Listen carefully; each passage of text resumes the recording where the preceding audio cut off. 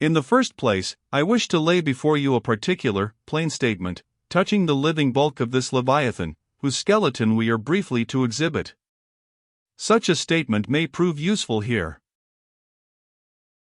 According to a careful calculation I have made, and which I partly base upon Captain Scoresby's estimate of 70 tons for the largest sized Greenland whale of 60 feet in length, according to my careful calculation, I say, a sperm whale of the largest magnitude, between 85 and 90 feet in length, and something less than 40 feet in its fullest circumference, such a whale will weigh at least 90 tons, so that reckoning 13 men to a ton, he would considerably outweigh the combined population of a whole village of 1,100 inhabitants.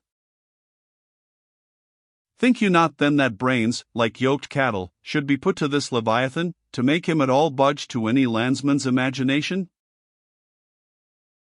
Having already in various ways put before you his skull, spout-hole, jaw, teeth, tail, forehead, fins, and divers other parts, I shall now simply point out what is most interesting in the general bulk of his unobstructed bones.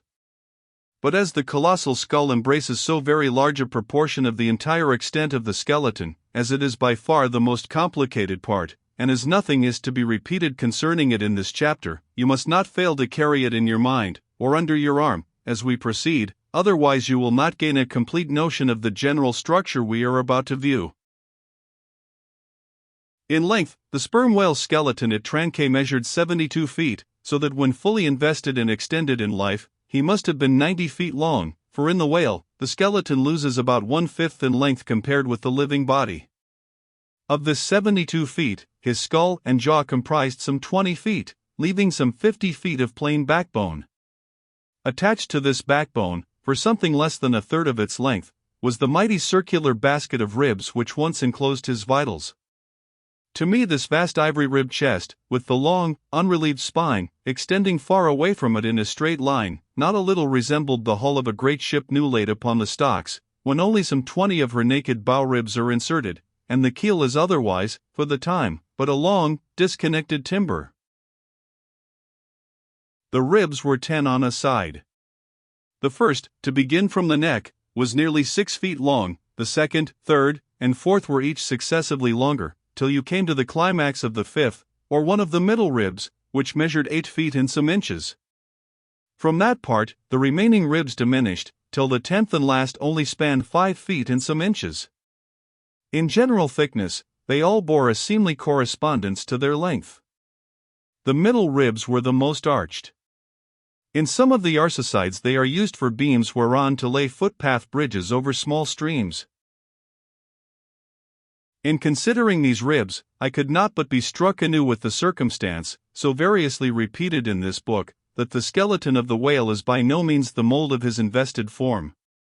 The largest of the Trankay ribs, one of the middle ones, occupied that part of the fish which, in life, is greatest in depth. Now, the greatest depth of the invested body of this particular whale must have been at least 16 feet, whereas, the corresponding rib measured but little more than 8 feet. So that this rib only conveyed half of the true notion of the living magnitude of that part. Besides, for some way, where I now saw but a naked spine, all that had been once wrapped round with tons of added bulk in flesh, muscle, blood, and bowels. Still more, for the ample fins, I here saw but a few disordered joints, and in place of the weighty and majestic, but boneless flukes, an utter blank. How vain and foolish, then, thought I, for timid and travelled man to try to comprehend aright this wondrous whale, by merely poring over his dead attenuated skeleton, stretched in this peaceful wood. No. Only in the heart of quickest perils, only when within the eddyings of his angry flukes, only on the profound unbounded sea, can the fully invested whale be truly and livingly found out. But the spine. For that, the best way we can consider it is, with the crane, to pile its bones high up on end. No speedy enterprise. But now it's done, it looks much like Pompey's pillar. There are 40 and odd vertebrae in all, which in the skeleton are not locked together. They mostly lie like the great knobbed blocks on a Gothic spire, forming solid courses of heavy masonry. The largest, a middle one, is in width something less than 3 feet, and in depth more than 4.